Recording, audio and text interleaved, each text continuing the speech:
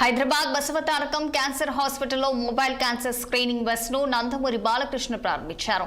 ఈ నేపథ్యంలోనే ఆయన బస్ ని నడిపారు. ఇక వరల్డ్ క్యాన్సర్ డే సందర్భంగా మొబైల్ క్యాన్సర్ స్క్రీనింగ్ బస్ ప్రారంభించడం సంతోషంగా ఉందని చెప్పారు. దాతల సహకారంతో 2 కోట్ల విలువ చేసే మొబైల్ క్యాన్సర్ స్క్రీనింగ్ బస్ ఏర్పాటు చేశామని చెప్పారు. అందరికీ ఒక రకమైన చికిత్స అందిస్తామని, నిరుపేదలకు ఉచిత వైద్యం అందిస్తున్నామని తెలిపారు. క్యాన్సర్ యాప్ కూడా ప్రారంభించామని, దీని ద్వారా క్యాన్సర్ ఏ స్థాయిలో ఉందో తెలుసుకోవచ్చని చెప్పారు.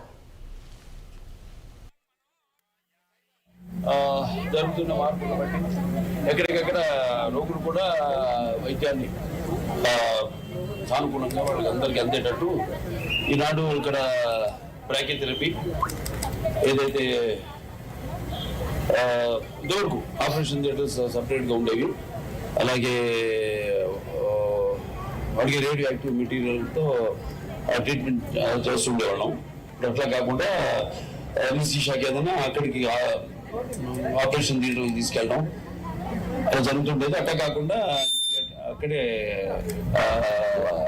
2 ఆపరేషన్ థియేటర్లు, అలాగే కాన్ఫరెన్స్ హాల్, అలాగే మౌల్డ్ రూమ్స్, ఒక 2 మౌల్డ్ రూమ్స్, అలాగే అల్ట్రాసౌండ్ ఇవన్నీ ఏర్పాటు చేయడం జరిగింది. అక్కడే ఒక 2 ఆపరేషన్ థియేటర్స్, 2 మౌల్డ్ రూమ్స్.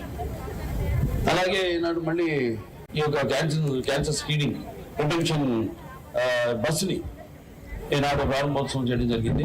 ఇది 3వ బస్సు.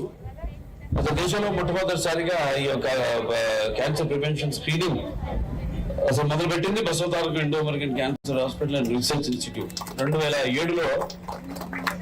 అప్పుడు ఐఆర్కో అధ్యక్షురాలైన తులసి పోలవరపు గారు, స్వర్గీయ తులసి పోలవరపు గారు, ఆవిడ సౌజన్యంతో అప్పుడు అది మొదలు పెట్టడం జరిగింది. దేశంలోనే మొట్టమొదటి cancer prevention screening van with mammography, digital mammography అలా ప్రారంభమైంది 2007లో. ఏదైతే మనం ఇప్పుడు ఇవాళ ఈ యొక్క బ్రాకీ అని ప్రారంభించామో అదే చేసిన మార్పులన్నీ అది అప్పుడు 2000లో అటల్ బిహారీ వాజ్పేయి గారి చేతుల మీదుగా ప్రారంభోత్సవం చేసిన బ్లాకే. సో దాని తర్వాత ఈనాడు మళ్ళీ దీంట్లో 2వ వ్యాన్ వచ్చి SBI, state bank of India వారి సౌజన్యంతో ఆ రోజు ప్రారంభించడం జరిగింది.